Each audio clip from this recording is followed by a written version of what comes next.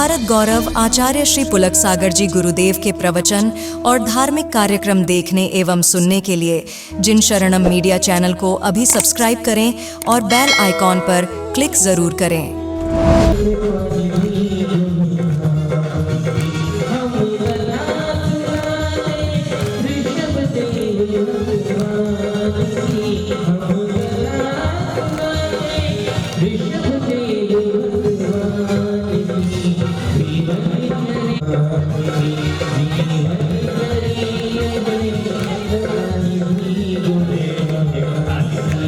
चीज बताना पड़ती क्या लोग हैं।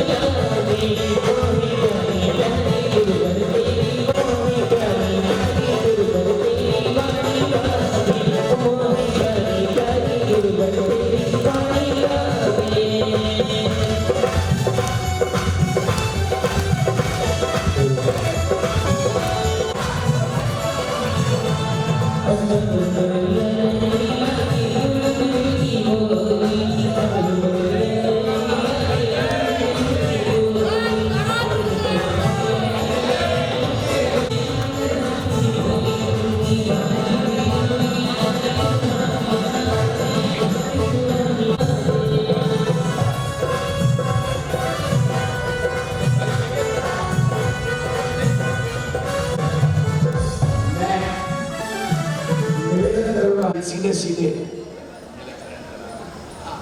आइए, अब मैं मंगलाचरण से आज के इस कार्यक्रम की शुरुआत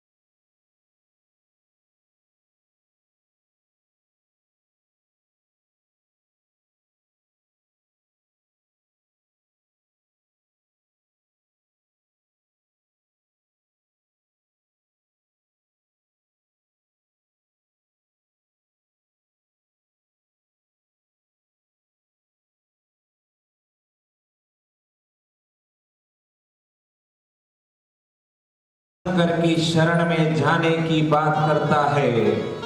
ओम त्रैलोक्य प्रतिष्ठान चतुर्विंशति तीर्थंकराणाम वृषभाद्य वर्तमानानांतम सिद्धांत शरणम प्रपद्ये।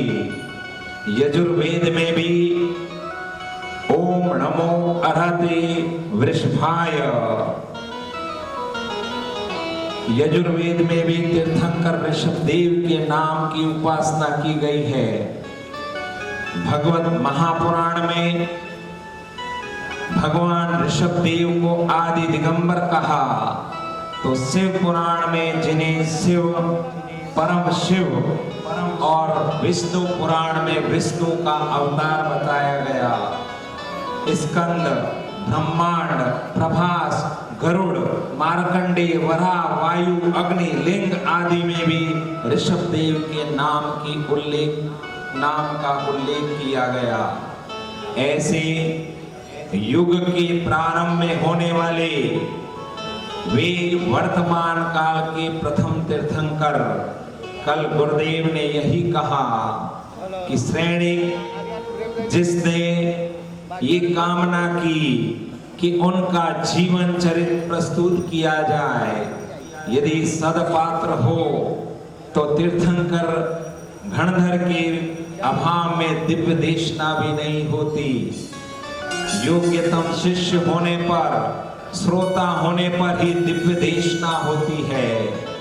इस ऋषभदेव की माटी को यह परम सौभाग्य मिला है कि पूरे संसार में यदि देखा जाए तो प्रथम तीर्थंकर के नाम से इस नगर का नाम ऋषभदेव है और वही मूल नायक है।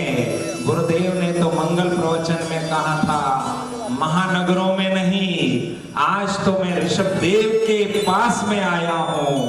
और विश्व जिनको मानता है ऐसे आदि ब्रह्मा ऋषभदेव, जिनका जीवन चरित्र परम आनंदमयी है, परम आनंद देने वाला है।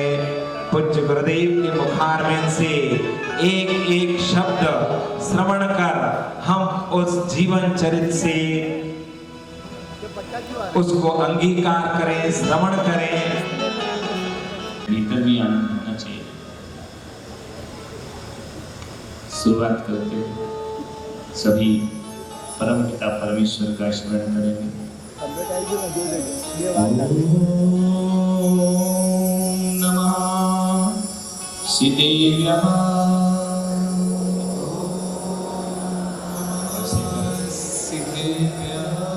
ओम नमः सिद्धेभ्यः।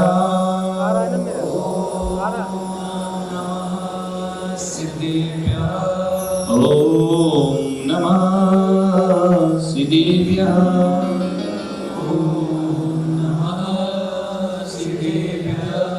यच्चामेन प्रवदित्मना हरदुर्यः क्षणादासीत् सर्वी गुणगण समृद्ध सुखनिधि लभन्ते सर्वक्ता शिवसुख समाजं किं तदा महावीर स्वामी नयन पथगामी भवतु मे।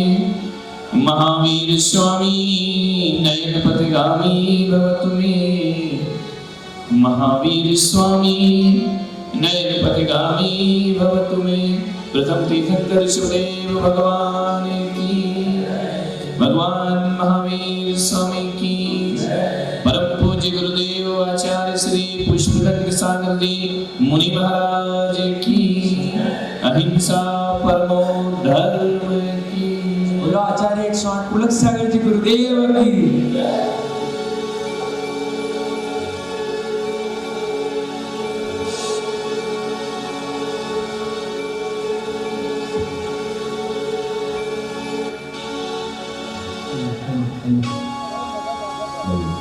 एक दिया, बात नहीं करिए महिला।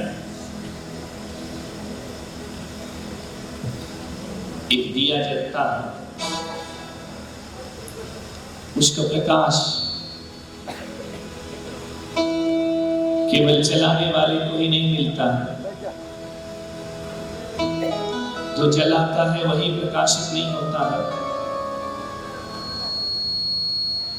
बल्कि उस दिए के आसपास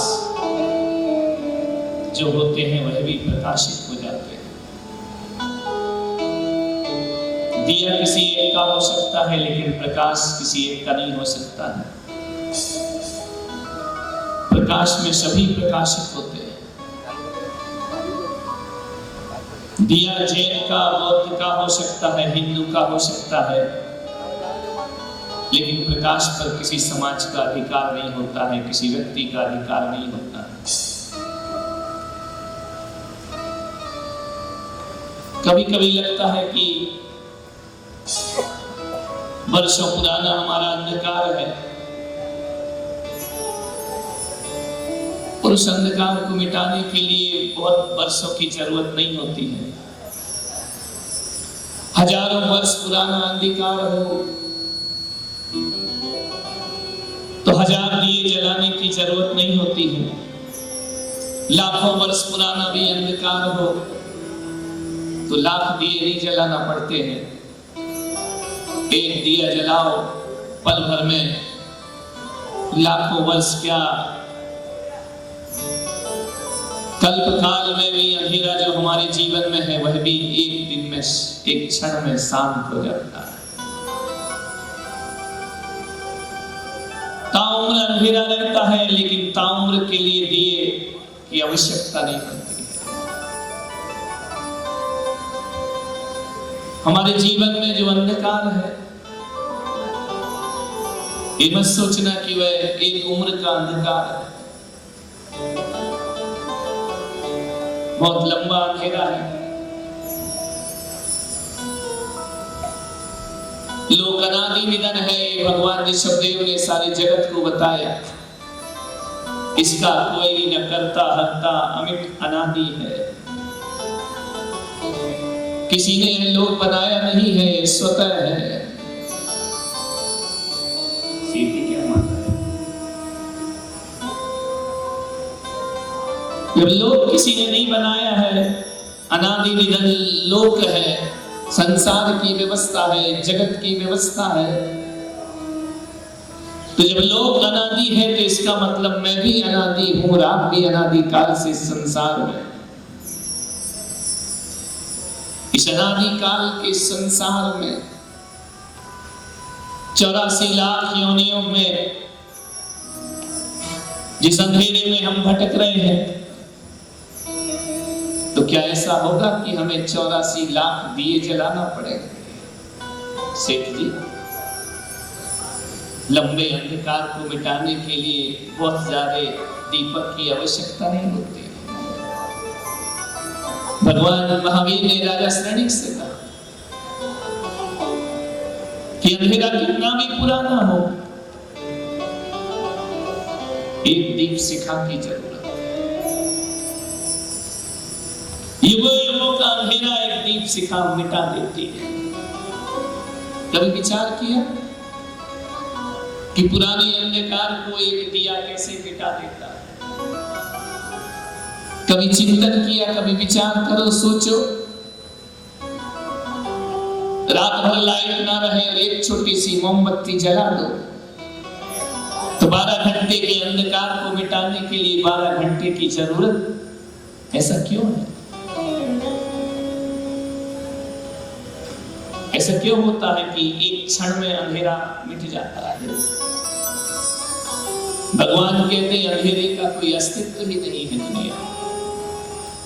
अंधेरे का कोई अस्तित्व नहीं है। फिर अंधेरा क्या है? ऋषभ कथा कहती है अंधेरे का अर्थ होता है प्रकाश का अभाव। प्रकाश नहीं है इसलिए अंधकार है। आपकी केसरिया जी में, श्री ऋषभदेव में मैंने आकर के एक दिया जलाने का प्रयास किया। बाहर का दिया तो बहुत जला, भीतर का दिया जल जाए तो मेरा आना और तुम्हारा सुनना सब सार्थक और सफल हो जाता है। कितना पुराना अंधेरा है हमारे जीवन में। बाहर का प्रकाश प्रकाश नहीं होता है, बाहर का अंधकार अंधकार नहीं होता है, अंधकार भीतर का होता है। भीतर अंधेरा हो, मन में अवसाद हो, मन उदास हो, तो दीपावली भी वीरानी लगती है। मन में सुख ना हो, मन में आनंद ना हो, तो बाहर का एक नृत्य गान महोत्सव वाद्य यंत्र मन को झंकृत नहीं कर सकते।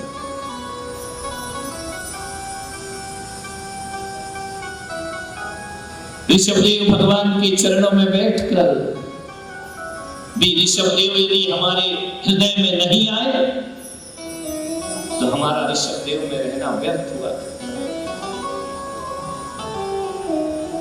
ऋषभदेव में रहकर भी ऋषभदेव को हृदय में लाना ये तुम्हारी सबकी जिम्मेदारी हुआ करती है, मेरी जिम्मेदारी है।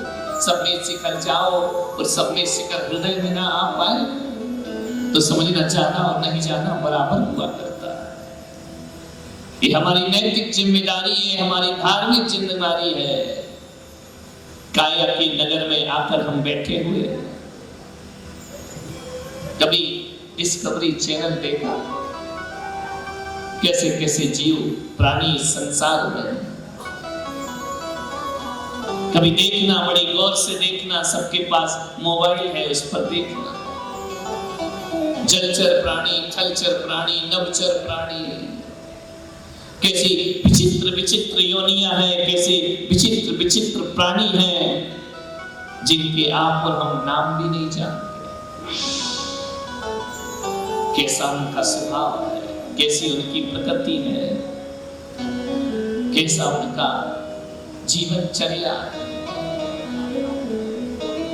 कभी देखने का प्रयास करना कि सुबह से शाम तक एक प्राणी, एक पशु दो ही चीज करता है, भोजन और जीवन की रक्षा। सुबह से हिरण निकला होगा प्रातः काल होते हुए तो सारे दिन दो ही चीज की चिंता करता है कि मैं आज जिंदा कैसे बचूं, मैं आज भोजन कहां से प्राप्त करूं।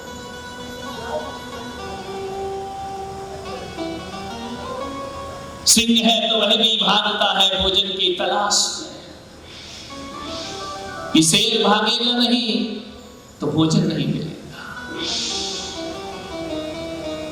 भागना हिरण को भी पड़ता है, भागना सिंह को भी पड़ता है।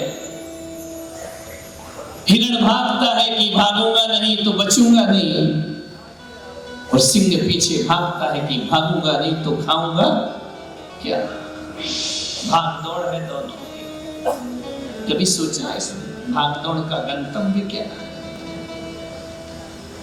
भाग रहा है आदमी, चल रहा है आदमी, मंजिल क्या है? कहा गया ना कि जो बैठे हैं वो खड़े हो जाएं, जो खड़े हैं वो चलना सीख लें, जो चल रहे हैं वो दौड़ना सीख लें, जो दौड़ रहे हैं वो और तेज होना सीख लें। मगर कभी उनसे पूछना कि दौड़ना क्यों है, भागना क्यों है, चलना क्यों है, जाना कहां है, पहुंचना कहां? कोई मंजिल नहीं हमारी। हमने पशुओं के जीवन में बहुत कुछ सीखा है। क्या सीखा पशुओं के जीवन में? 84 लाख योनियों में भगवान महावीर कहते हैं हर योनि में कुछ ना कुछ तुमने सीखा है। पशु योनि में क्या सीखा है? भोजन कैसे करना, प्राणों की रक्षा कैसे करना, ये हम पशु योनि में समझ करके आए। मालूम है कभी देखा एक चिड़िया घोंसला बनाती है, तिनका एकत्रित करती है, चिड़िया भी करती है और वो चिड़ा भी एकत्रित करता है। दोनों क्यों बनाते हैं वो घोंसला? रोज घोंसला नहीं बनाती कोई चिड़िया। कब बनाती है चिड़िया घोंसला? ये तो मालूम होगा ना सौधर्मिन, चिड़िया घोंसला कब बनाती है? जब उसके अंडे देने का समय आ जाता है। एक चिड़ा आता है, वह भी उसका सहयोग करता है और घोंसले का निर्माण करता है। फिर तिनका गिरता है, फिर तिनका उठाता है, फिर तिनका गिरता है, फिर तिनका उठाता है। दोनों चिड़ा और चिड़िया मिलकर के घोंसले का निर्माण करते हैं। क्यों? संतान को जन्म देना, एक संतान का जन्म होने वाला, एक घोंसले का उन्होंने निर्माण कर दिया। ये बातें तो हम पशुगति में भी सीख कर आए। मालूम है, एक पक्षी एक अंडा देता है, उस अंडे पर 14 दिन, एक महीने बैठता है। वो मादा बैठती है, क्यों? संतान को जन्म देना है। भोजन छोड़ती है, दाना छोड़ती है। जब तक जन्म ना हो जाए उस अंडे पर आकर के बैठ रहती है। संतान से कितना प्रेम होता है इस पक्षी को। एक दाना उठाते हैं, ले जाकर के वह दाना संतान के मुख में डालती है, अपने मुख में डालती है। उसी चोंच से वह घोंसले का निर्माण किया करती है। मान्यवर, मैं इसलिए ये बता रहा हूं कि यही काम यदि तुम मनुष्य गति में करते रहोगे तो मनुष्य की महिमा का क्या? तुम महिमावान हो, तुम महान हो। ये सब करना पशु गति का विचार। एक मनुष्य है जो धरती पर अधूरा पैदा होता है। पशु पूरे पैदा होते हैं, जानवर पूरा पैदा होता है, नारकी पूरे पैदा होते हैं, देवता पूरे पैदा होते हैं, लेकिन मनुष्य ऐसा है जिस धरती पर अकेला अधूरा पैदा होता है। आप लोग बोलो ना, ऐसे शांति से क्यों बैठे हो? अधूरे पैदा हुए हो या पूरे पैदा हुए हो? बोलिए महिला, पूरे पैदा हुए, अधूरे पैदा हुए? विचार करना। ये कथा है, यहाँ पे बिल्कुल शांति से मेडिटेशन की तरह नहीं बैठना है। आपको जुड़ना है, मन को जोड़ने का प्रयास करना है। जुड़ोगे तो कथा का आनंद आया। कथा क्या होती है? कथा वह जो व्यथा मिटा देती है जीवन में। और ऋषभदेव की कथा व्यथा को मिटाने वाली कथा है। पूछा गया, महाराज श्रेणिक ने महावीर से पूछा,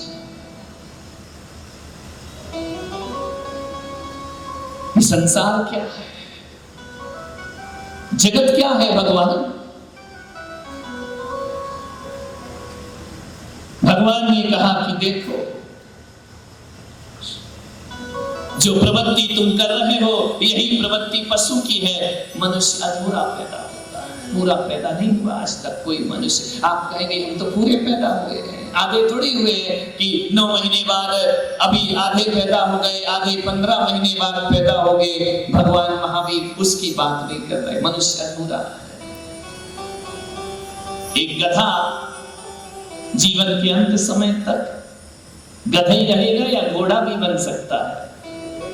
बोलिए, एक्सपीरियंस ज्यादा होगा, देखा होगा। बहुत गधे हैं, मंदिर जाओ तो मिलते हैं। एक गधा जन्म से लेकर मृत्यु तक गधे से ज्यादा कुछ नहीं बना। कितनी भी कोशिश कर ले, कितना भी प्रयास कर ले, कितना भी पुरुषार्थ कर ले, वो रहेगा तो गधे का। घोड़ा कभी शेर बन सकता है क्या? कौन सा प्रयास करोगे कि घोड़ा शेर बन जाए? बंदर कभी हाथी बन सकता है क्या? कितनी भी मेहनत कर ले, कितनी भी उछल कूद कर ले, बंदर जीवन के अंत तक बंदर ही रहेगा। देवता सौधर्मेंद्र, ईशान इंद्र, शानत कुमार इंद्र पूरे जीवन भर देव ही रहेंगे या कुछ और बन जाते हैं? बोलिए, इंद्र सौधर्मेंद्र सो गया, जन्म से लेकर मृत्यु तक इंद्र ही रहेगा ना, कि कुछ और भी बन सकता है? नारकी जीवन भर नारकी ही रहता है।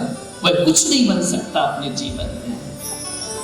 लेकिन ऋषभ देव वालों, मनुष्य ऐसा है, यदि वह सत्कर्म करता है, अच्छे कर्म करता है, तो आत्मा से महात्मा भी बन जाया करता है और महात्मा से परमात्मा भी हो जाया करता है। और दुष्कर्म करता है तो मनुष्य से पशु भी हो जाता है और पशु से नरक की भी यात्रा कर लिया करता है। इसलिए मैंने कहा मनुष्य में अनंत संभावनाएं हैं। वह जीवन भर मनुष्य रहे ऐसा जरूरी नहीं है। यह तीर्थंकरों की कथा है, तीर्थंकरों की आदर्श है, उनका चरित्र है कि हमारे यहाँ कंकर भी तीर्थंकर हो जाता है, हमारे यहाँ पशु सत्पुरुषार्थ करे तो परमेश्वर हो जाया करता है, और हमारे यहाँ वह स्थिति है कि आत्मा यदि सत्पुरुषार्थ करती है तो वह परमात्मा का रूप रूपांतरण करती है, अपने जीवन का रूपांतरण इस कथा के माध्यम से आपको करना। कैसे होगा? मन को पवित्र बनाना पड़ेगा। महिलाएं घर को झाड़ू लगाती है ना ऋषभ देव में। यहाँ तो नौकरानी नहीं आती है ना, नहीं आती ना, आती है। कब सीखोगे तुम झाड़ू लगाना? झाड़ू लगाना भी नहीं आता है। नौकरानी से झाड़ू लगवाओगी, तुम झाड़ू नहीं लगाओगी। झाड़ू लगाने के कई फायदे हैं। अब तो झाड़ू भी बड़ी लंबी लंबी आने लगी है, झुकने की जरूरत ही नहीं है। झुकते नहीं है तो घुटनों में दर्द प्रारंभ हो जाया करता है, झुकते नहीं है कमर टूट जाया करती है। पहले के बुजुर्ग झुक करके झाड़ू लगाया करते। झाड़ू लगाने से एक फायदा ये है कि झाड़ू लगाने से हमारे मन में आता है कि जीवन में कोई भी काम छोटा नहीं हुआ करता है। झाड़ू भी सलीके से लगाई जाए तो यह काम भी जीवन की बहुत बड़ी कला हो सकती है। ध्यान रखिए, झाड़ू लगाना। झाड़ू लगाने का दूसरा फायदा, अहंकार टूटता है। और झाड़ू लगाने का तीसरा फायदा कि जिन घरों को स्वच्छ रखा जाता है, झाड़ू लगती है, साफ रहते हैं, वहां लक्ष्मी का वास हुआ करता है। दरिद्रताओं में लक्ष्मी नहीं, इसलिए झाड़ू लगाया करो। कभी कभी कौन है, रोज ही लगाते हो। अपने घर को बुहारना कोई बुरी बात है क्या? लोग अपने घर के सामने की दुकान में, मैंने देखा, मंदिर जाता हूं ना, दुकान की शटर खुलती है, झाड़ू लगाता है आदमी। ध्यान रखना, घर में नहीं लगाता, दुकान में तो लगाता ही है ना। दुकान में थोड़ी पत्नी को बुलाएगा कि आओ यहाँ झाड़ू लगा दो। वो कभी बुला भी मत लेना, बुलाया तो वो झाड़ू लगा देगी। सोचना है आपको, मन को बुहारो। 2 घड़ी बैठो, एकांत में बैठो, मन को स्वच्छ रखो। ये मत सोचना कि ये कैसी कथा है, यहाँ पर तो महाराज झाड़ू लगाना सिखा रहे हैं। मैं घर की झाड़ू लगाना नहीं, मैं अक्तस की झाड़ू लगाना सिखा रहा हूं। भगवान के स्मरण से, सुमरन से। पशुओं की योनि में सब कुछ सीख लिया, बच्चों को जन्म देना सीख लिया, पशु की योनि में बच्चों का परिपालन सीख लिया। जितनी मोह ममता तुमको है ना, उससे ज्यादा पशुओं को अपने बच्चों से मोह हुआ करता है। किसी बंदरिया को देखना, 6 महीने बच्चे की लाश छाती से लगाए घूमती है, उसका मन नहीं करता कि ये मृत हो गया। अंग अंग गलकर गिर जाते हैं। मोह की प्रवृत्ति देखो एक जानवर की। खूबसूरती का ख्याल करो, तो किसी भी पशु को ये उपमा नहीं दी गई कि इसकी आंखें महिलाओं जैसी हैं, इसकी आंखें मनुष्य जैसी है। लेकिन हमने ये देखा है ऋषभ देव वालों कि खूबसूरती की तुलना करो तो मृगी जैसी आंखें कहा जाता है। मृग नहीं, मृग कौन है? पशु है। आंख की उपमा किसको दी जा रही? मनुष्य को मृग नहीं कह करके बुलाया जाता है। केसरी कमल, विचार करो। ग्रीवा यदि अच्छी सुंदर है तो शंख जैसी ग्रीवा कहकर के बुलाया जाता है। केश राशियों को मेघ की उपमा दी जाती है। मैंने बहुत सोचा विचार किया, जब मीठा बोलते हो ना, पिटबैनी कोयल की तरह मीठे बोलने वाले लोग, इसका मतलब क्या हुआ कि सौंदर्य तो पशुओं के पास भी है। गजगामनी चाल, कितनी अच्छी चाल चलते हैं, स्वाभिमानी चाल, गजगामनी चाल। एक भी उदाहरण किसी जानवर को मनुष्य का नहीं दिया है। इसका मतलब सौंदर्य उनके पास भी हुआ करता है। फिर तुम्हारी महिमा क्या है? एक भी तीर्थंकर ने किसी मनुष्य को अपना चिन्ह नहीं बनाया। कौन बने सारे चिन्ह? पशु जानवर। तुमको भगवान के बराबर में वेदी में बैठने का भी अधिकार नहीं दिया।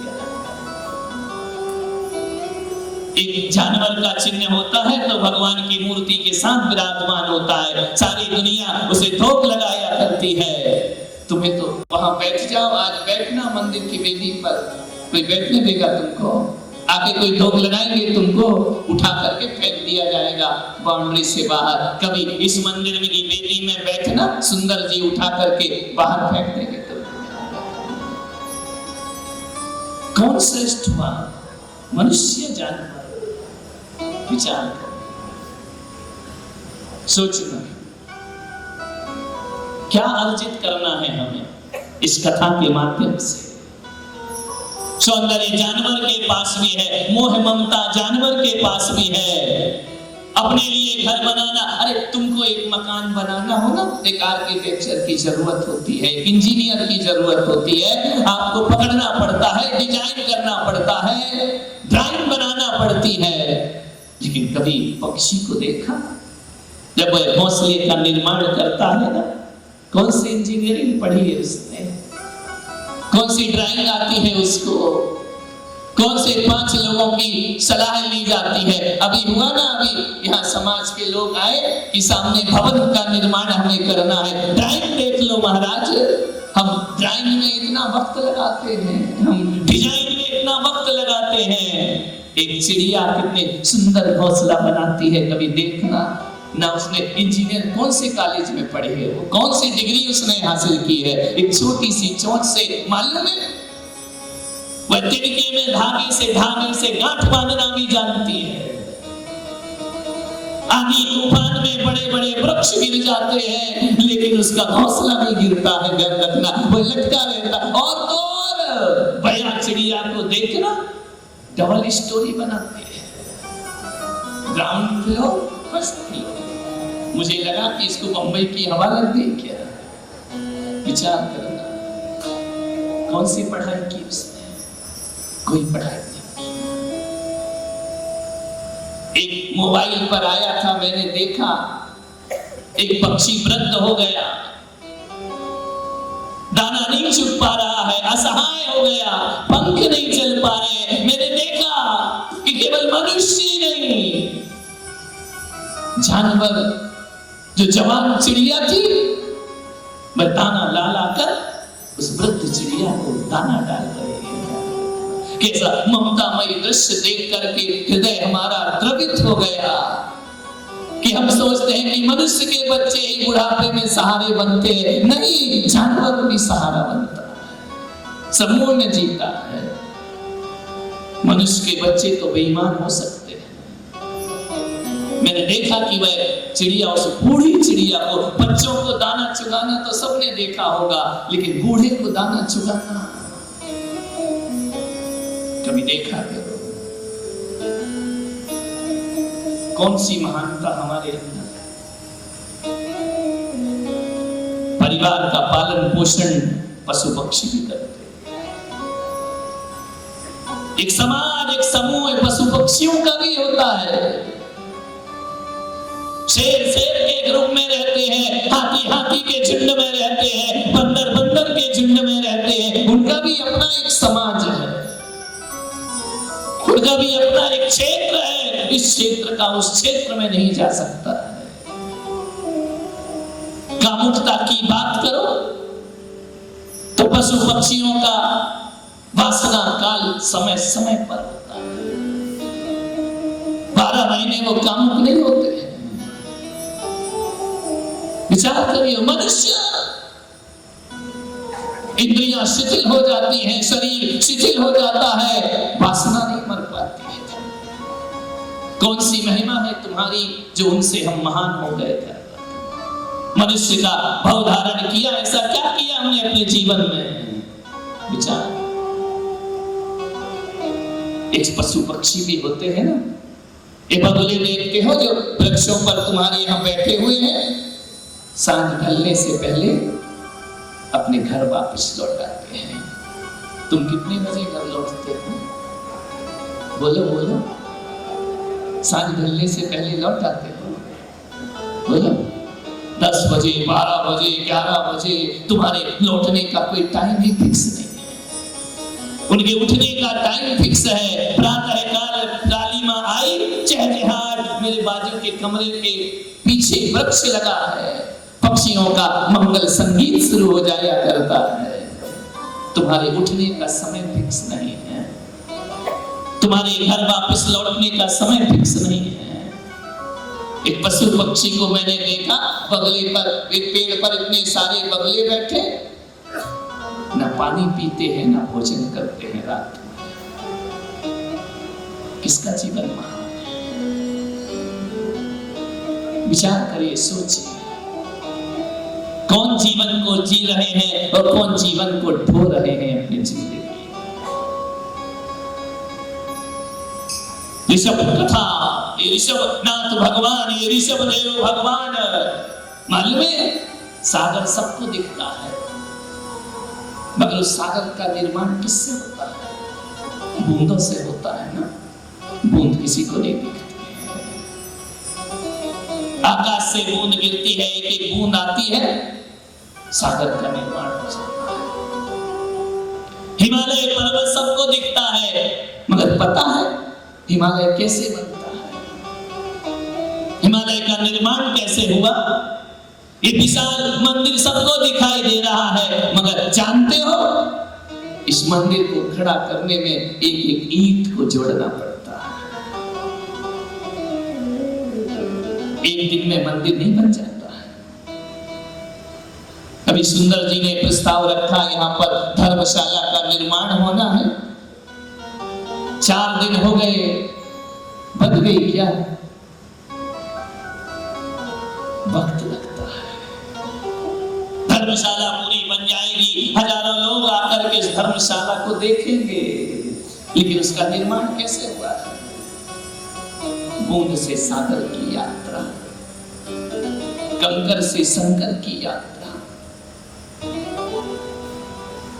छोटे छोटे एक फूल खिला है, एक गुलाब चढ़ा है, खिला हुआ फूल सबको दिखता है, लेकिन उसका सृजन किस तरह से हुआ है, कैसे एक एक पंखुड़ी का उसका निर्माण हुआ है, कैसे उसमें पराग पहुंचा करते हैं, कैसे वह एक वृक्ष बनता है, एक पौधा बनता है, कली बनता है, फिर फूल का निर्माण हुआ करता है। एक दिन में सब कुछ नहीं हो जाता। पुलक सागर को पुलक सागर बनने में 30 साल लग जाते हैं। एक दिन में सब यात्रा नहीं होती। एक कोई आदमी क्या एक दिन में डॉक्टर बन जाता है?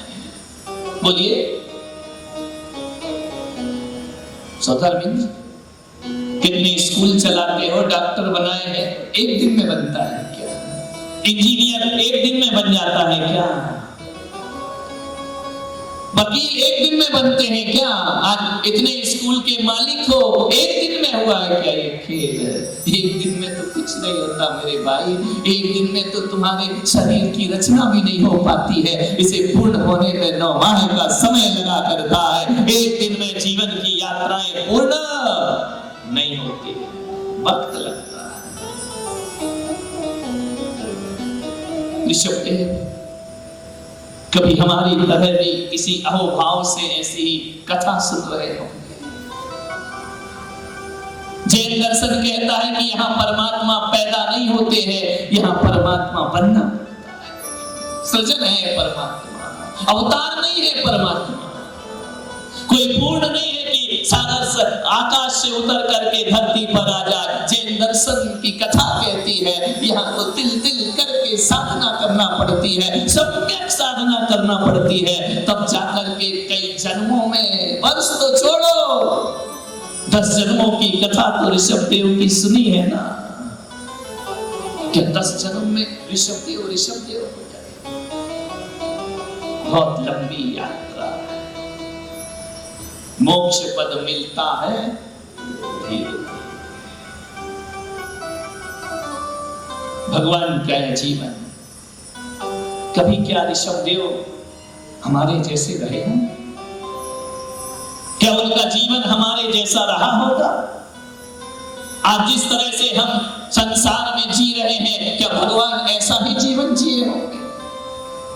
अवश्य जिए। नरक में भी गए, निरोध में भी गए, 84 लाख योनियों को छान मारा। कभी कोई कृपा बरसी होगी, कोई बूंद सम्यक हो गई होगी।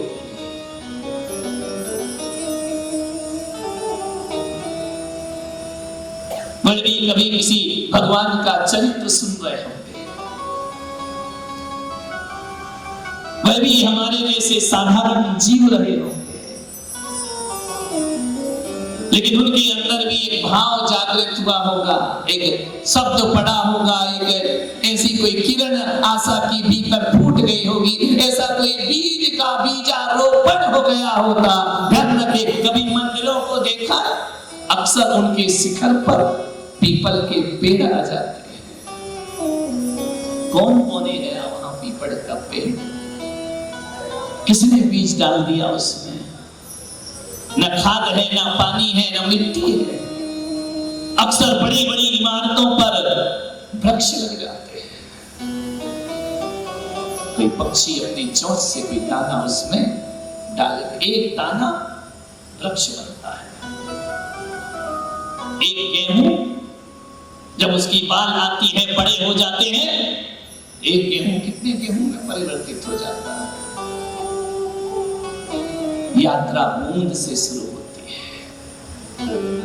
हिमालय से निकलने वाली गंगा को देखना एक पतली लकीर के रूप में आती है, लेकिन चलते चलते उस लकीर को यदि देखने का प्रयास करोगे तो सोच भी नहीं सकते कि इसके भीतर विशाल समुद्र समाया हुआ है। कलकत्ते में जाते जाते गंगा क्या बन जाती है? गंगा सागर बन जाए। हमारा जीवन भी महान हो सकता है। तीर्थंकर कौन होते हैं मालूम? कौन है तीर्थंकर? जिसने अपना सारा जीवन समर्पित कर दिया।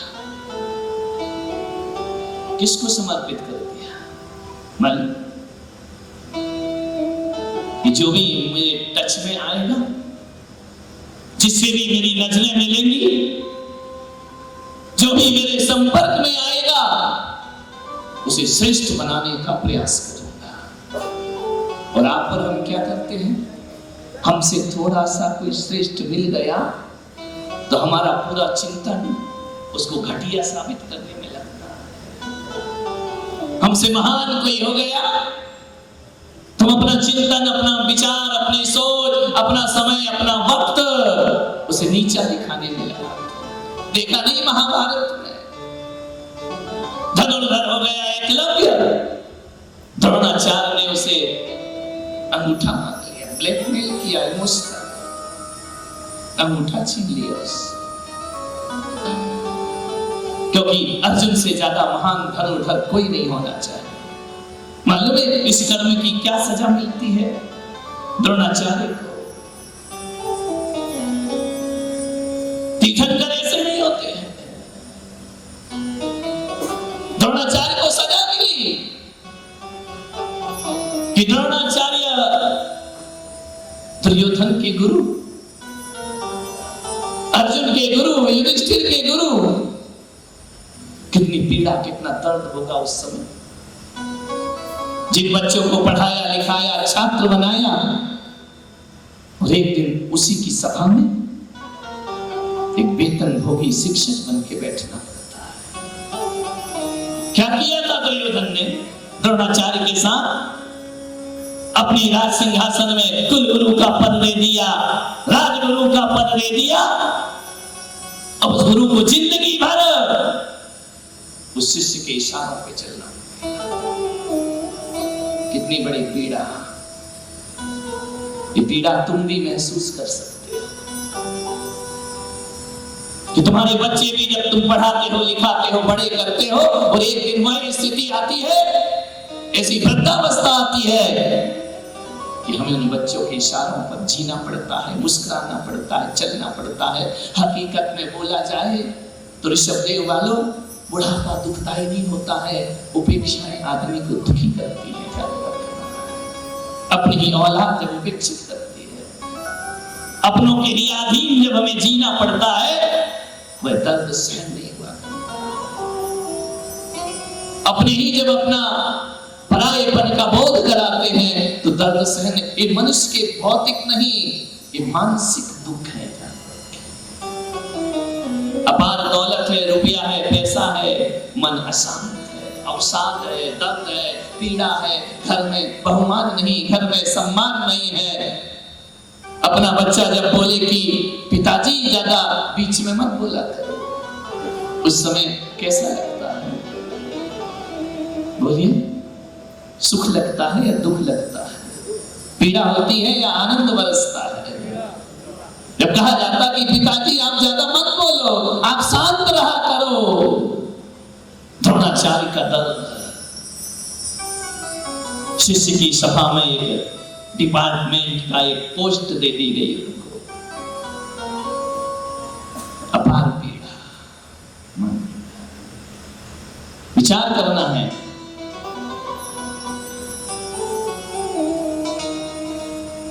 कर्म किया था ना, एकलव्य का अंगूठा काट लिया था। एकलव्य तो उस दर्द को भोग लिया, द्रोणाचार्य को अंत समय मृत्यु तक दर्द भोगने। आदमी अपने कर्मों से महान बनता है। तीर्थंकर ऐसे आत्मा नहीं होते हैं। तीर्थंकर ऐसे होते हैं जो घटिया से घटिया को श्रेष्ठ बनाने का संकल्प लिया करते हैं, और उनके पास कोई चला जाए तो नारकी भी नारायण बनकर के खड़ा हो जाया करता है, पशु भी परमेश्वर बनकर के खड़ा हो जाता। वो तीर्थंकर की साधना होती है। आप सोचो ना, मन से विचार करो, किसी को तुम श्रेष्ठ बनाना चाहते हो या उसे दबाना चाहते हो? हर व्यक्ति के भीतर एक द्रोणाचार्य है। कितनी बार हम दिन भर में द्रोणाचार्य नहीं बनते? किसी की तरक्की पर हमें तकलीफ नहीं होती, ऐसा कभी होता है? तीर्थंकर कौन? जो खुद तरते हैं दूसरों को भी तारते हैं, और जो तरना नहीं चाहता है उसको भी तारते हैं। कितनी बड़ी चुनौती है ये जीवन की कि उसे पार नहीं होना है और भगवान उसे पार करते हैं। उसकी इच्छा नहीं है, फिर भी उसे धर्म से। ये कितनी बड़ी बात। मैं भी तो कर रहा हूं ना कि तुम्हारी इच्छा नाचने गाने की है, जुलूस में घूमने की है, यहाँ बैठने की नहीं है, लेकिन फिर भी मैंने सोचा है बिठा के रहूंगा, सत्कर्म से लगा के रहूंगा। ये हमारे तीर्थंकरों की साथ मन लगे या ना लगे, कल्याण करना चाहो या ना चाहो, लेकिन उनका संकल्प है हम कल्याण करके ही रहेंगे, तारते रहेंगे। किन्नारम तारयाणम, मैं भी तरूंगा और लोगों को भी तार दूंगा। और कौन से लोगों को तारूंगा? जो तरना नहीं चाहते हैं उनको भी मैं तार दूंगा। आप लोग तो बड़े होपलेस हो जाते हैं, क्या करें महाराज, सुनते ही नहीं, कितना भी करो वो नहीं सुनता है। आज से भाषा भूल जाना। यदि तुम्हारे अंदर स्किल होगा ना, और स्किल को डेवलप करोगे ना, तो कितना भी ना बोलने वाला हो हाँ में परिवर्तित हो जाएगा। पहली बात ध्यान रखना, कथा कथा नहीं है, केवल कहानी नहीं है, किस्से नहीं है, इस कथा से अपने जीवन की व्यथा को बदलना है। एक पुत्र कहना नहीं मानता है, हम हार मान जाते हैं, नहीं मानता, नहीं सुनता। समाज में भी लोग होते हैं ना, नहीं सुनता, हम क्या करें? हमारे पास लोग आते हैं, बहू नहीं सुनती, हम क्या करें? क्यों नहीं करें? आज के बाद ये शब्द भूल जाओ कि हम क्या करें। तीर्थंकर के वंशज हो, तीर्थंकर के वंश में पैदा हुए हो, जो नहीं तरना चाहेगा उसको भी तारेंगे, जो श्रेष्ठ नहीं बनना चाहता है उसको भी श्रेष्ठ बनाने का हम प्रयास करेंगे। आपसे निवेदन है,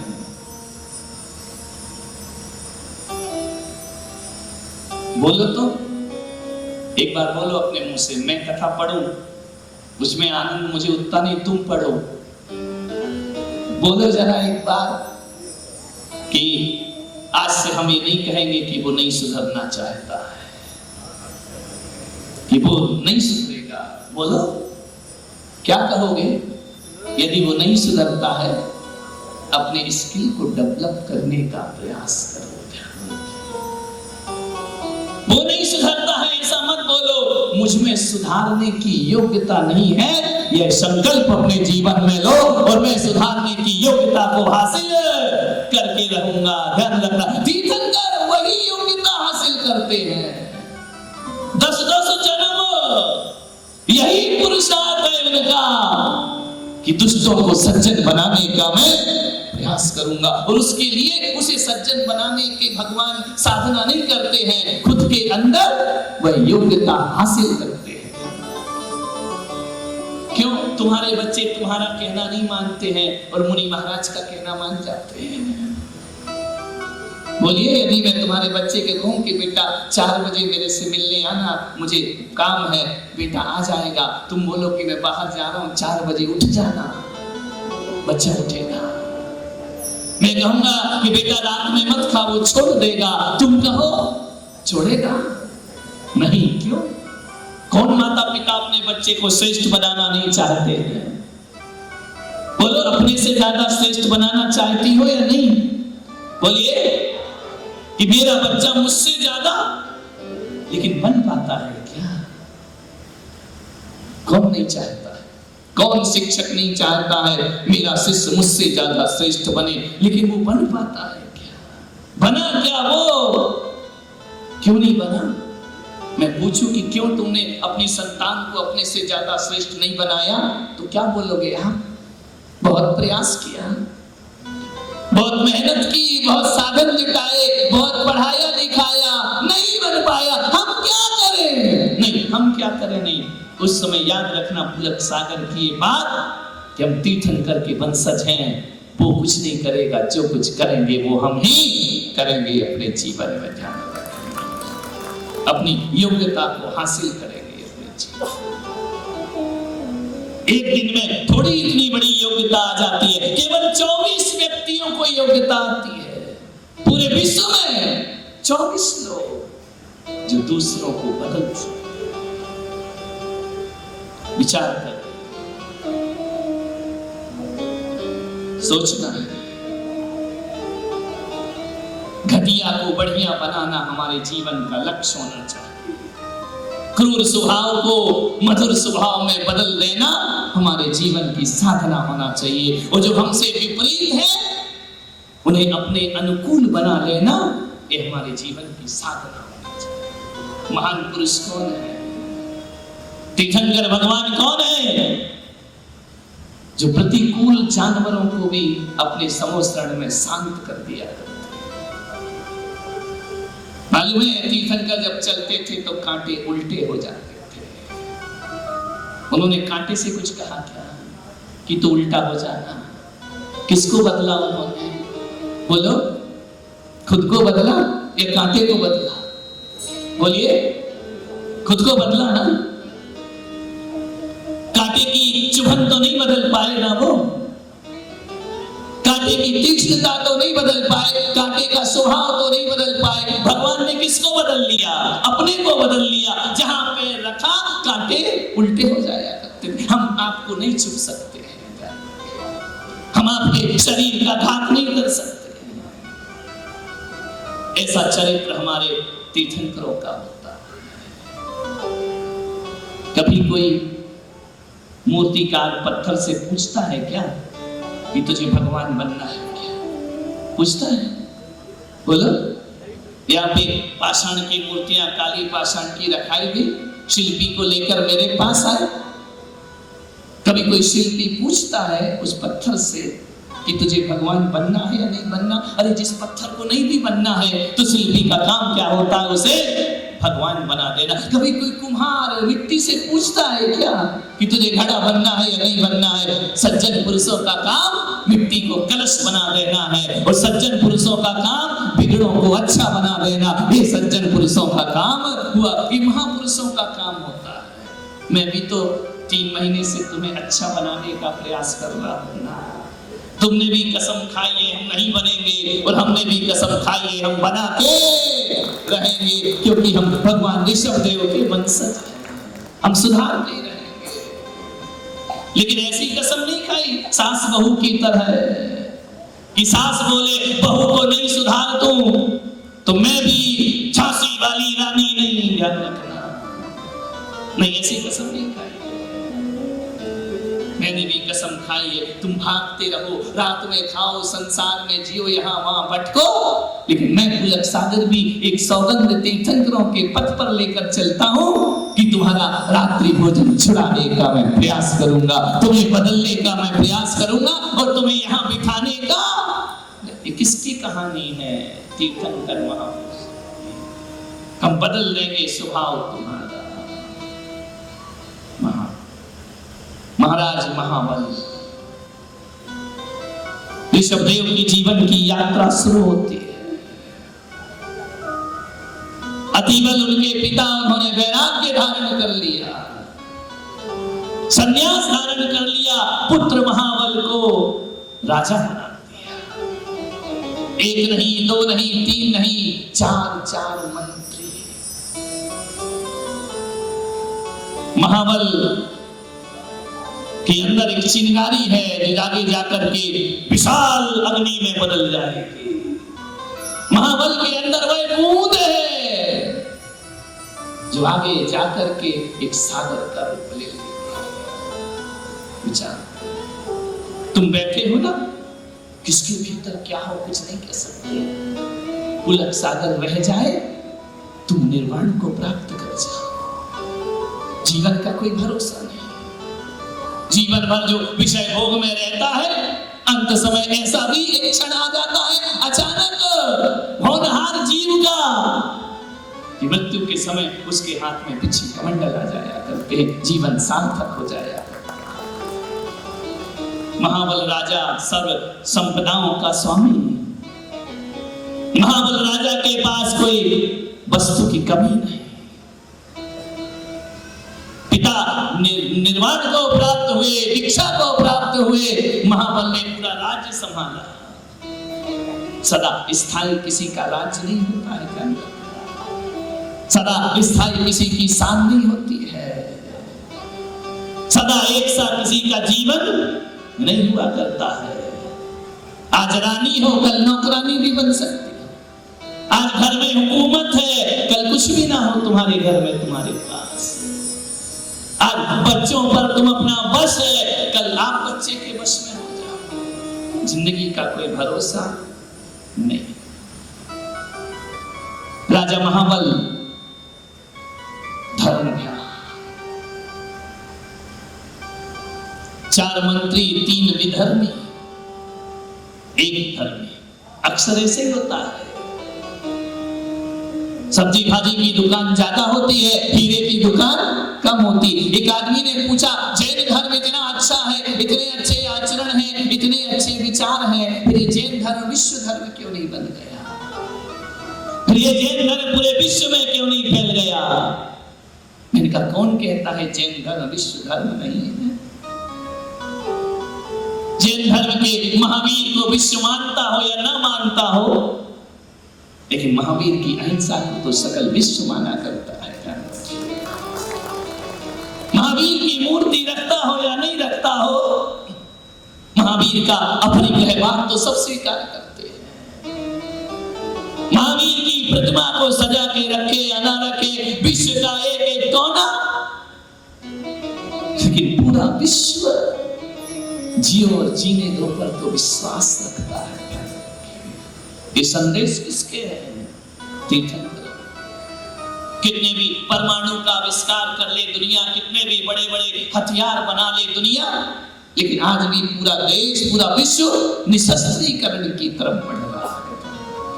वो जानते हैं कि आविष्कार विनाश के कारण है। और कौन महावीर की बात करते हो?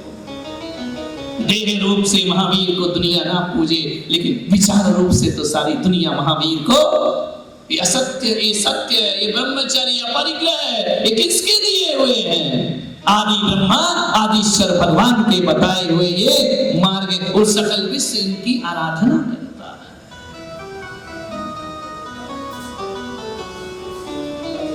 जन्मोत्सव है महाबल राजा का। शुरू होती है ऋषभदेव के जीवन की यात्रा। धर्म सभा रखी गई, ज्ञान सभा रखी गई, चारों मंत्री विद्वान। एक कहता है कि महाराज आप धन्य हो, आप महान है महाराज। महाबल ने कहा महानता का बखान मत करो, महानता का उद्देश्य बताओ। मंत्री ने कहा ये सारे इंद्रियों के विषय भोगो महाराज, अनंत जन्म के पुण्य के उदय से तुमको प्राप्त हुए। आप भी सौभाग्यशाली हैं, हम भी सौभाग्यशाली हैं महाराज। ये संसार ऐसा है, जो आता है वो एक दिन दुनिया से विदा होता है। राजा भी जाएगा, रंग भी जाएगा, जोगी भी जाएगा, सब जाएंगे भगवान। महाबल ने सुना सब जाएंगे, सब जाएंगे, ऐसा कोई है जो नहीं जाए वापिस? दूसरे मंत्री ने कहा ऐसा नहीं हो सकता महाराज, जो आया है वो दुनिया से विदा जरूर होगा। तो इस आने और जाने के बीच में राजा महाबल ने कहा फिर क्या करना चाहिए? वो आने जाने के बीच में जो कुछ भी मिला है उसे सुखपूर्वक भोगो। ये अपना पुण्य है, अपना कर्तव्य है भोगों को भोगना, परिवार संतति को बढ़ाना, ये अपना कर्तव्य हुआ करता है। महाराज महाबल संतुष्ट नहीं। दूसरे मंत्री ने कहा कि महाराज कोई कर्म नहीं होते, कोई फल नहीं होता है। जो किया है, जो कुछ भी है वह आज है, ना कल है, ना आने वाला कल है। जो है वह वर्तमान है, सब कुछ यही है। बाद में कोई जन्म मरण नहीं होता। महाराजा महाबल ने कहा जब कोई जन्म मरण नहीं होता है तो मेरा जन्म क्यों हुआ? मंत्री चुप हो गए। 5 तत्वों से बना यह शरीर। तीसरे मंत्री ने कहा महाराज पृथ्वी जल अग्नि वायु वनस्पति, इनके संयोग से जीव का जन्म होता है। तो महाराज महाबल ने कहा कि फिर मंत्रीवर कितनी पावन कथा है ये भगवान की। एक हंडी को चूल्हे पर चढ़ाओ, मंत्री जाओ। हंडी चूल्हे पर चढ़ाई गई, उसमें मिट्टी भी है, हंडी मिट्टी की है हांडी, उसमें जल रखो, नीचे अग्नि लगाओ, उसमें कुछ वनस्पति डालो, आकाश तो है ही, जाओ। महाबल ने कहा मंत्री एक जीव पैदा करके दिखाओ। 5 तत्वों से जीव बनता है, तत्व की ज्ञान चर्चा हो रही है। तो क्या उसे पानी में खोलते हुए उस हंडी में कोई मनुष्य पैदा हो सकता है?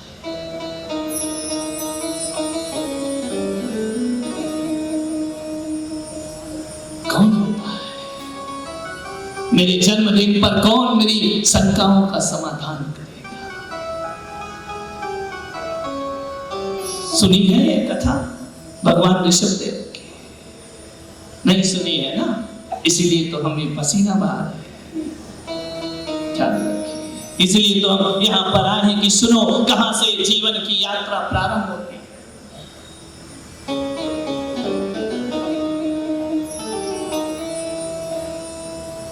आत्म तत्व की बात, सत्य की बात स्वयं बुद्धिमंत्री बता। महाराज तुम्हारे वंश में तुमसे भी ज्यादा ऐश्वर्य भोगी राजा हुए, लेकिन अंत समय सब दीक्षा को धारण कर वैराग्य को प्राप्त हो गए।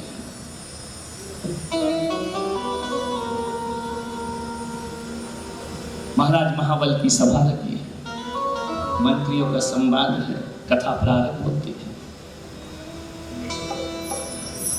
तब सुबुद्धि बोला हे नरवर, कथा एक सुनिए अब सुंदर।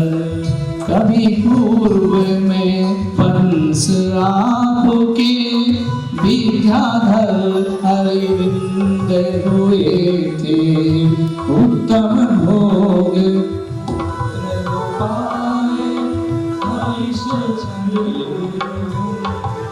आप भी दोहरा सकते हैं, समझ में आए तो दोहराइए। भगवान की कथा है। ओ तम भोग पुत्र दो पाए, उत्तम भोग, सभी बोलिए एक स्वर में। ओ तम भोग पुत्र दो पाए, उत्तम भोग दो पाए। हरिश्चंद्र कुरुवंदी कहाए, हरिश्चंद्र कुरुवंदी कहाए।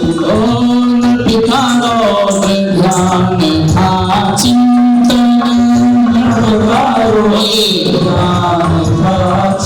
ओम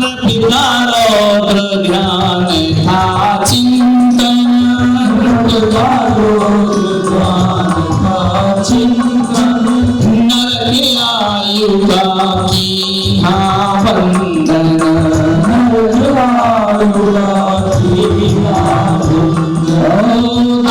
रोग उपजा भई पीरा,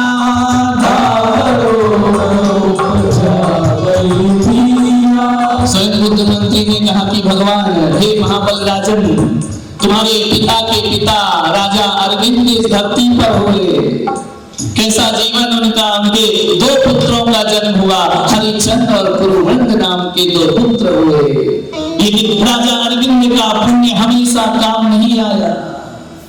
वह राजा अरविंद है जिसका पुण्य क्षीण होने लगा।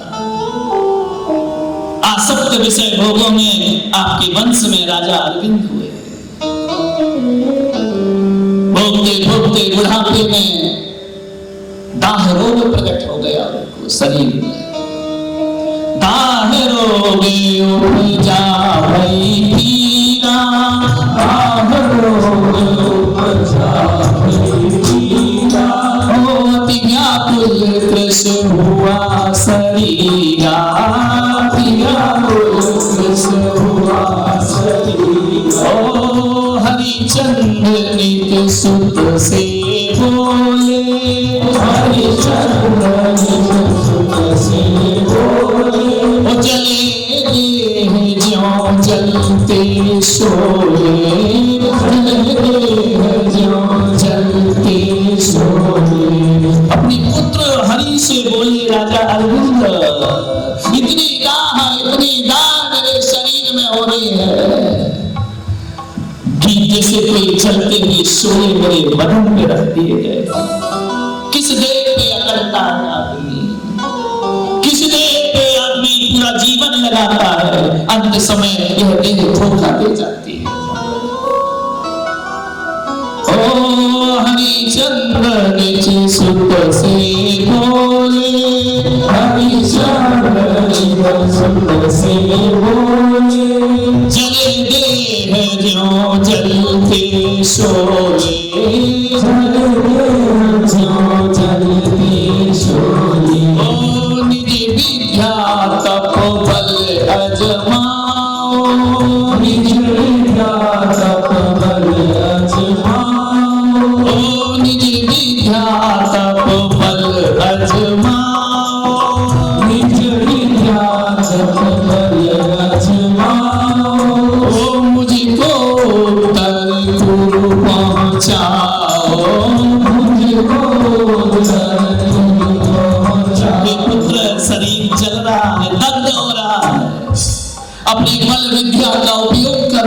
पिता जब विपत्ति में होता है पुत्र उसका साथ दिया करता है। आशा रखी पिता ने कि पुत्र पड़ा पलंग पर तखत औषधियां काम नहीं कर रहे, पुत्र मेरे रोग को शांत करो, अपने बल का प्रयोग करो, अपनी शक्तियों का प्रयोग करो, पता करो मेरा ये देह कहां शांत होगा। मालूम है जब शरीर में व्याधि होती है ना तो धर्म में भी मन नहीं लगता है, पूजा पाठ में मन नहीं लगता, भगवान में मन नहीं लगता है, महल खाने को दौड़ता है जब शरीर में व्याधि हो, आभूषण बंधन लगते हैं, वस्त्र आभूषण भी काटने को दौड़ते हैं, मित्रगण भी लगता है कोई मेरे पास ना आए, बुढ़ापा बहुत खराब होता है, आसक्त शरीर हो जाता है, मंदिर जाने का मन नहीं करता, पूजन का मन नहीं करता, धर्म ध्यान का मन नहीं करता। पुत्र मेरी व्याधि को दूर करो। पुत्र ने कहा पिता अवश्य प्रयास करूंगा, मुझे ले चलो इस शहर से कहीं और। जब मानसिक और आत्मिक वेदनाएं होती है अपना शहर भी अच्छा नहीं लगता है, अपना गांव अच्छा नहीं लगता है, मुझे कहीं ले चलो, तुम्हारे हाथ जोड़ता हूं पुत्र, मुझे इस व्याधि से मुक्त करो। हरिचंद्र ने सोचा पिता की वेदना, पिता का कष्ट, पिता का दर्द। एक बात याद रखना ऋषभदेव वाले, तुम्हारी पीड़ा पे, तुम्हारे दर्द पे लोग सांत्वना तो दे सकते हैं, लोग बातें तो कर सकते हैं, अपना दुख व्यक्त कर सकते हैं, तुम्हारा दर्द नहीं ले सकते। कौन लेगा तुम्हारा दर्द? हरिश्चंद्र ने उपाय किया, कर्तव्य किया, कर्तव्य निर्वाहन सब करते हैं, पीड़ा कोई नहीं हटता।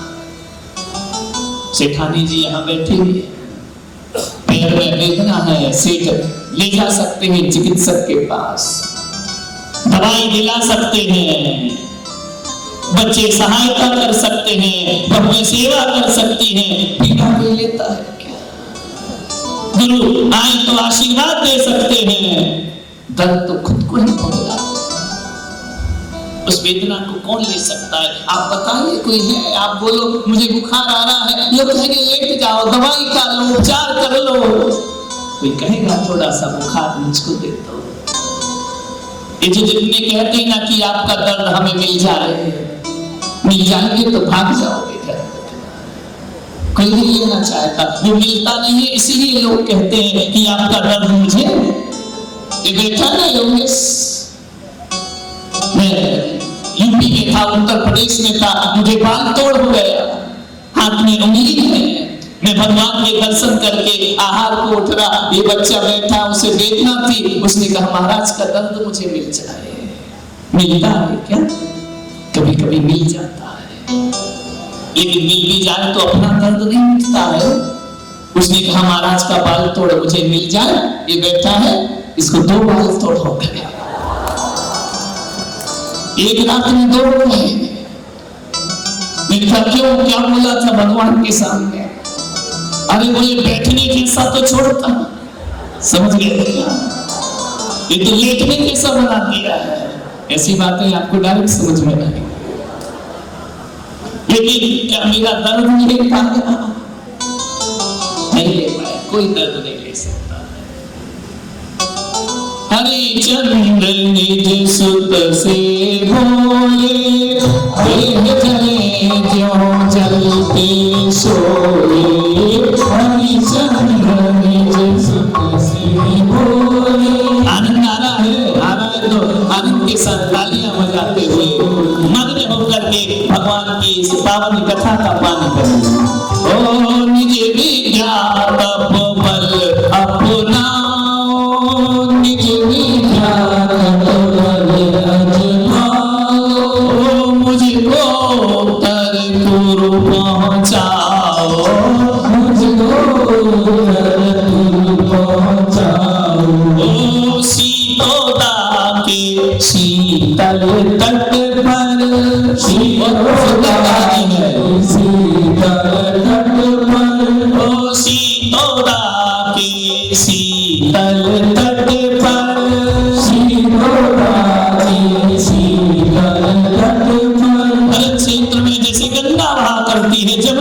करती है, विदेह में शीतोदा नदी बहा करती है, सीता नदी बहा करती है। पुत्र मुझे शीतोदा नदी के किनारे ले चलो, उसकी शीतलता मुझे इस दाह को शांत कर देती है। कहां कहां आदमी प्रयत्न नहीं करता, कहां कहां नहीं भागता है अपने धर्म को मिटाने के लिए। कहां ले जाओगे मुझे हरि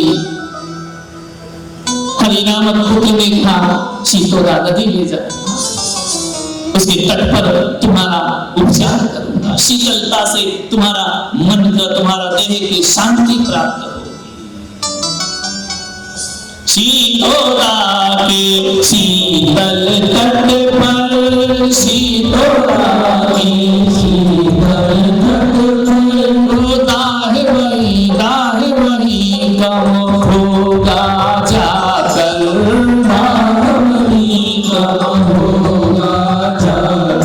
ओ हरिचंद्र ने किया उपाया, हरिचंद्र ने किया उपाया, लेकिन सफल नहीं हो पाया, लेकिन सफल नहीं हो पाया।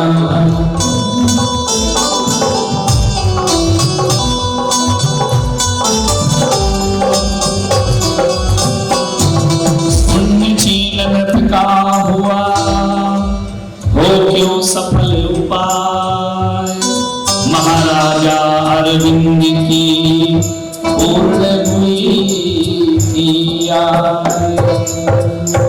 पुण्य का उदय हो तो उपचार काम आता है, आयु हो तो एक राख भी दवाई बन जाती है। लेकिन जब आयु पूर्ण हो गई, वैद्य हकीम सब बैठे रहे, जाना तो पड़ेगा ना, कोई बचा नहीं सकता है। शीतोदा के तट पर राजा अरविंद को ले जाया गया, शीत लहरों से उपचार किया, लेकिन सफल नहीं हो पाया।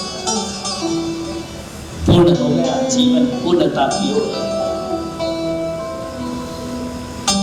विचार कुछ उपाय काम नहीं, किराए का घर ये जिंदगी, खाली तो करना पड़ेगा ना, जाना तो पड़ेगा।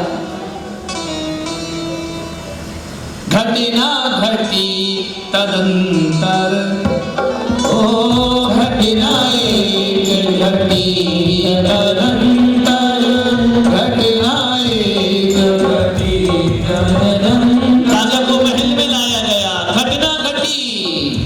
क्या घटना घटी? शांत नहीं होगा, असफल हो गया प्रयास। एक वक्त की राय हो तो समझ में आता है, पूरा 24 घंटे दग्ध हो रहा है शरीर। 104 डिग्री बुखार हो ना तो खाने का मन करता है क्या?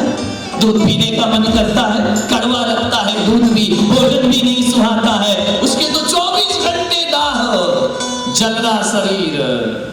क्या देखता है? पलंग पर लेटा लेटा राजा अरविंद मृत्यु की प्रार्थना कर रहा है ईश्वर से।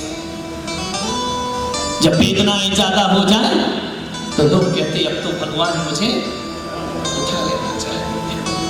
कोई उठाता है? भोगना तो कर्म फल पड़ेगा। ओ घटना घटी एक तदंतर, घटना घटी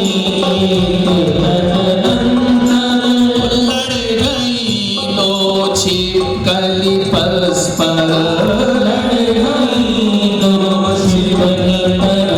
दो छिपकलियां ऊपर लड़ गई आपस में। राजा लेटा है उपचार की चाह में, कहीं से भी उपचार हो जाए। हार गए वैद्य हकीम, मंत्र तंत्र औषधि सब हार गए।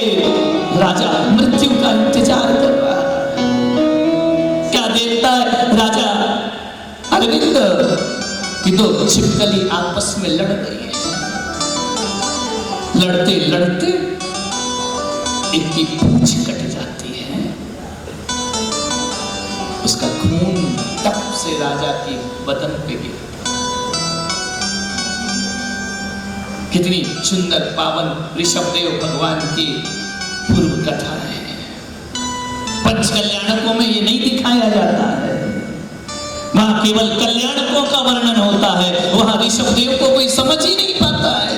यही चलता है जो 2 दिन से चल रहा ना, कि हमारा मुकुट, हमारा मोर, हमारा नाचना, हमारा कूदना, हमारी माला, हमारी बग्गी, हमारा स्वागत, हमारा नाम, ये ऋषभ कथा नहीं है। ये तो एक प्रभावना अंग है जीवन का। असली चरित्र तो भगवान का ये है जो आज यहाँ पर वाचन हो रहा है। थक गए क्या? समाप्त करें क्या? घर नहीं जाना है? भोजन का क्या होगा? ये मेरे भगवान का चमत्कार है। उनकी पावन कथा का अमृत पान करता है, उसके क्षुधा रोग का नाश, क्षुधा छूट जाती है। प्यास पानी की याद आ रही है क्या? परिवार की, घर की याद आ रही है क्या? नहीं आ रही ना? ये ऋषभदेव का पावन चरित्र है। 2 छिपकलियां लड़ रही हैं, रक्त की एक बूंद गिरी, उतने स्थान पर शीतलता का अनुभव हुआ। राजा ने कहा,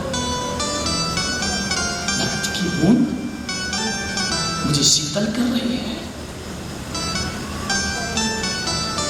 इंद्रियासक्त, शरीर पर आसक्त ज्ञानी होता, सम्यक दृष्टि होता तो देह विसर्जन का विचार करता, लेकिन संसारी है ना, एक बूंद रक्त ठंडक का अनुभव कर सके। राजा ने कहा, उपचार मिल गया मुझे रास्ता, डूबते को तिनके का। पुत्रों को बुलाए, पुत्र इधर आओ, मैं ठीक हो सकता हूं। पुत्रों ने कहा, पिताजी कैसे ठीक हो सकते हो? वो देखो, ये देखो, ये क्या है? रक्त आपके शरीर में औषधि है, ठंडक पैदा कर रहा है। उनका रक्त गिरा नृप तन पर, उनका रक्त गिरा नृप तन पर, सुखी हुआ ठंडक अनुभव पर, सुखी हुआ ठंडक अनुभव। ओ तब उसके मन हुआ विचारा, तब उसके मन हुआ विचारा। ओ तब उसके मन हुआ विचारा, तब उसके मन हुआ विचारा। कथा किसने लिखी? राजा आचार्य जिनसेन स्वामी जी महाराज। ध्यान रखिए, आदि पुराण से ली गई ये कथा है। ये आचार्य के वचन है। यदि अपने मुख से इन आचार्य के वचनों को दोहराते हो तो आचार्य के वचन तुम्हारे जीवन में परिवर्तन में कारण हो जाया करते हैं। ये अमृत औषधि है, इसे अपने मुख से पान करो। ध्यान रखना, विचार करिए। ओ रक्त गिरा नृप के तन पर, रक्त गिरा नृप तन पर, ओ सुखी हुआ ठंडक अनुभव कर, सुखी हुआ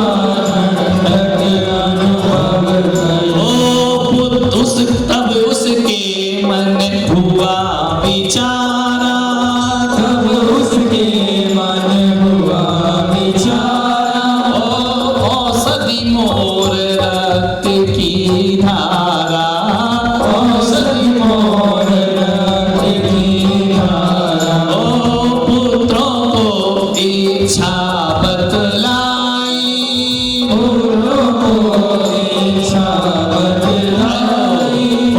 शीघ्र करो अब एक उपाय, शीघ्र करो अब एक उपाय। जीवेक्षणा जाग गई, जीवन की लालसा जाग गई, जीवन की अभिप्सा जाग गई। मैं ठीक हो सकता हूं। विचार करिए। पुत्रों को कहा कि पुत्र, मेरी एक इच्छा है, शीघ्र करो। क्या करें पिताजी? रक्त की व्यवस्था करो। एक बूंद से जब इतना क्षेत्र मेरा ठंडक को प्राप्त करता है, जब पूरे बदन में रक्त होगा, विनाश काले विपरीत बुद्धि। नश्वर को बचाने का प्रयास कर रहा है राजा अरविंद। विनस रही है काया, विचार करिए। ज्यों धोवे त्यों मैली, निश्चित करे उपाय देह का रोग दशा पे। तू नित पोखे तो यह सूखे। इस काया को जितना भी सुख दो उतनी सूखती जाती है। कभी देखना महाराजा नाभिराय, बचपन की तस्वीर देखना और अभी की तस्वीर देखना। कितने उपाय किए, कितने सुंदर दिखते थे, अब क्या हाल है। नहीं, सुंदर अभी भी लग रहे हो, लेकिन जरा तस्वीर को मिला करके देखना। कहां गए वह रूप सौंदर्य, कहां गए वह श्रृंगार, कहां गया वह तेज शरीर का। नश्वर एक विवेचना जाग गई राजा के अंदर। पुत्रों से कहा कि मेरा उपाय ढूंढ लिया मैंने। क्या करें पिताजी? रक्त भरी बावड़ी बनाओ, उसमें ही मुझको बैठाओ।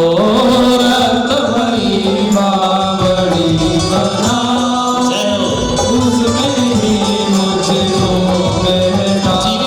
जीवन की लालसा तो देखो। मेरा जीवन जीने के लिए दूसरों का जीवन नष्ट कर दो। जाओ, जितने भी मृग हैं, हिरण हैं, पशु हैं, उनका रक्त एकत्रित करो। क्या करो? रक्त भरी बावड़ी बनाओ, उसमें ही मुझको बैठाओ। रक्त भरी बावड़ी बनाओ, उसमें ही मुझको बैठाओ। ओ सोचे पुत्र पिता कर पाता, सोचे पुत्र पिता कर पाता।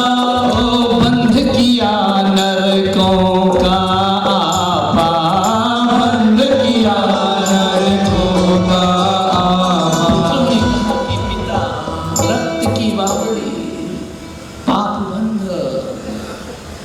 कितने जीवों की हत्या, इतने जीवों के निरपराध प्राणियों को एक जीवन के लिए हजारों का जीवन उजाड़ देना। बावड़ी बाल्टी दो बाल्टी खून से थोड़ी बनती है।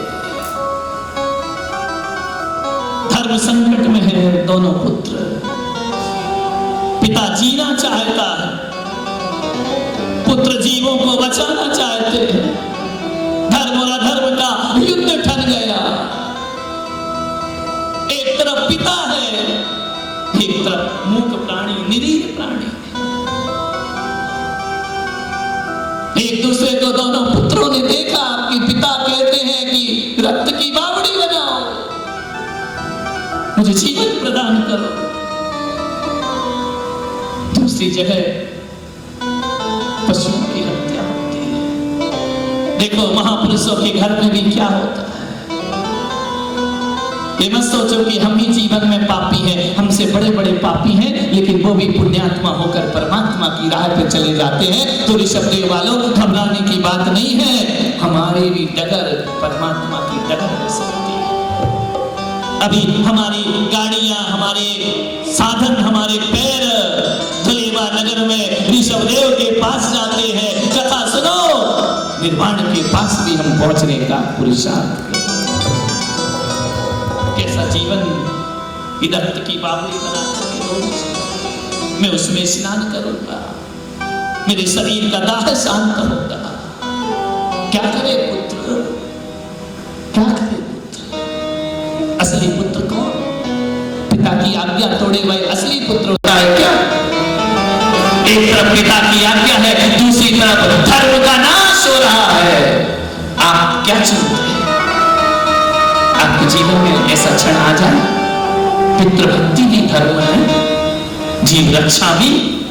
कौन से धर्म को छोड़े, कौन से धर्म को? क्या करेंगे? आनंद आ रहा कथा में, मन लग रहा तो एक बार बोलो ऋषभदेव भगवान की। कौन दोनों ने युक्ति लगाई, पिता भी बचे और पशु भी बचे। ये स्यादवादी अनेकांत के भगवान दोनों बचना चाहिए। हिंसा कर यदि बावड़ी, भरे रक्त पशुमान। क्या कहा पुत्र ने?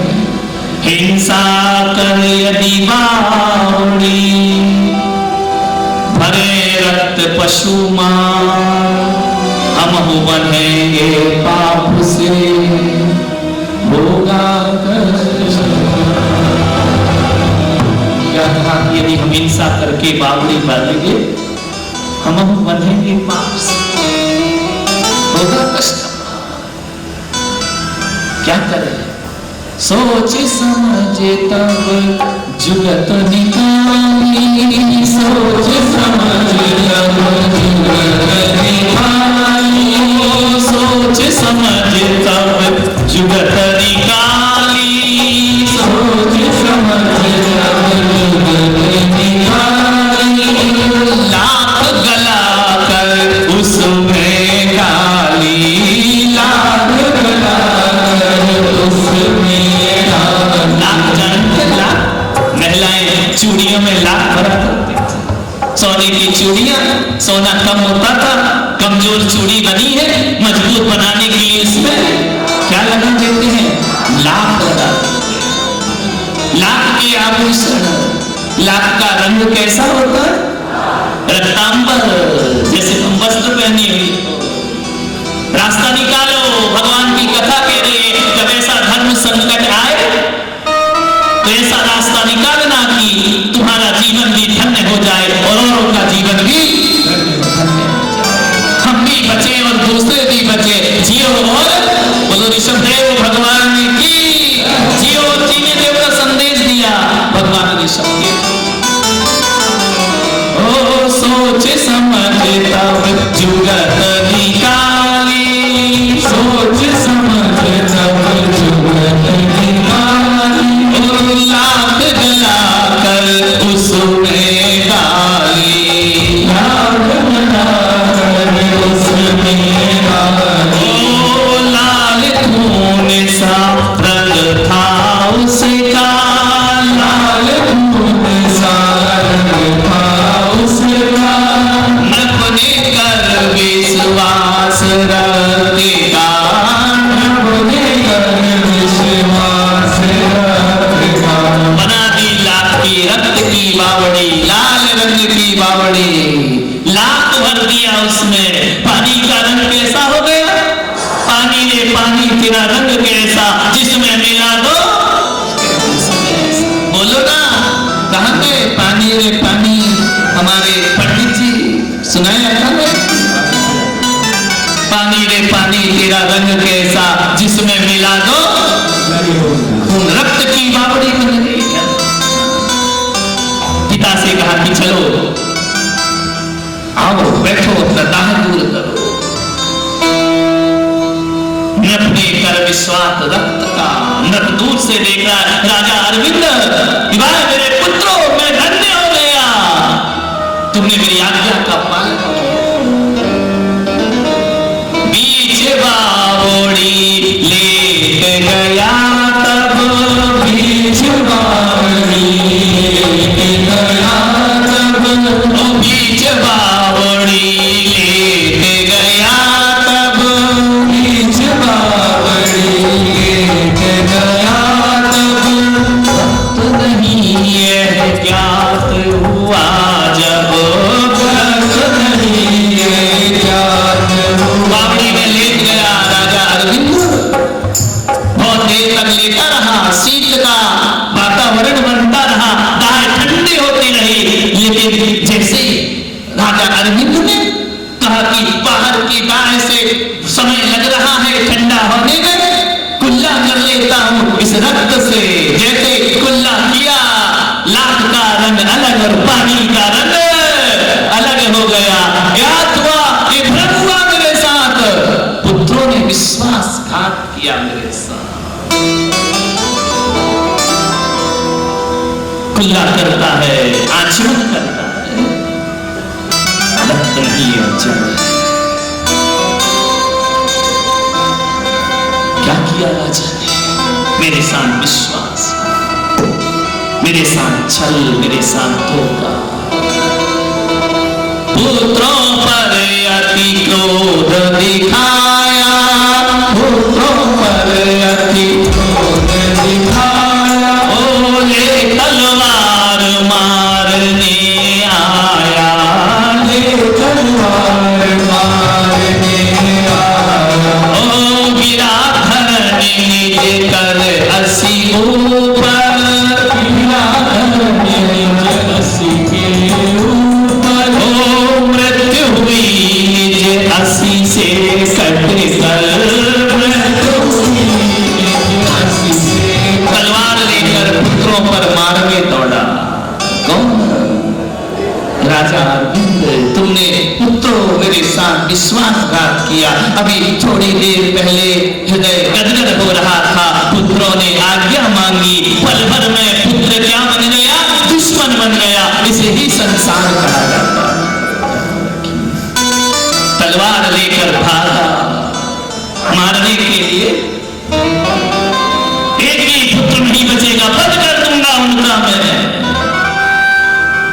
कहां पड़ा हुआ था मृत्यु शैया पर, कहां से ये ताकत आ गई तलवार उठाने की? लोग कहते हैं कि बिस्तर से नहीं उठा जाता, बिस्तर से उठा नहीं जाता, दुनिया से उठने की ताकत कहां से आती? तलवार लेकर वध कर दूंगा दोनों पुत्रों का। पुत्र भगाए भागे जान बचाकर। मिथ्या मति हो गई है पिता की, क्षणिक जीवन बचा है, हिंसा का मार्ग खोजा है। एक बात बताऊं निशब्देव वालों, मृत्यु के समय ना मंदिर जाने का मन हो तो समझना देवगति का बंध हो चुका है। और मृत्यु के समय मार काट का मन हो तो समझना नरक गति का पात्र बन गया। जीवन भर नियम पाले, व्रत पाले, संयम पाले, अंत समय छूटने लगे, अधोगति का पात्र। तलवार लेकर पीछे भागा, मरण हो गया राजा अरविंद का। रौद्र ध्यान से भरा नरक गति को प्राप्त कर। ओ गिरा धरनी निज असी के ऊपर, गिरा धरनी निज असी के ऊपर। मृत्यु हुई निज असी से कट कर, मृत्यु हुई निज असी से कट कर। कुमरण हुआ नरक गति पाई, कुमरण हुआ नरक गति पाई। योग ध्यान की यही कमाई, योग ध्यान की यही कमाई। ये कुमरण हुआ राजा अरविंद का। ऐसी मृत्यु चाहते हो? ऐसी मृत्यु हमारे पास आई। कैसी मृत्यु चाहते हो? कैसी मौत चाहिए तुमको? कैसी मौत? ऐसी राजा अरविंद जैसी मृत्यु चाहते हो? ऋषभ कथा का श्रवण करो, जीवन को बदलने का प्रयास करो। ऐसी मौत स्वप्न में भी नहीं मिलना चाहिए। क्रोध हिंसा के परिणाम, क्रोध के परिणाम से मृत्यु। भगवान समय हुए ऐसा जब प्राण तन से निकले, भगवान समय हुए ऐसा जब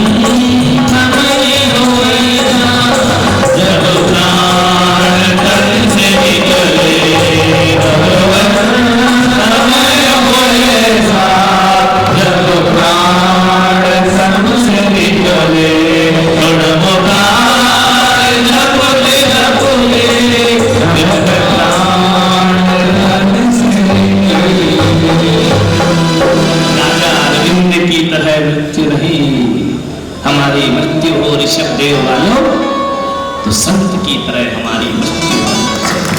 बोल श्री राम की नमकार करते होना चाहिए। समय हो गया है, कथा अधूरी है।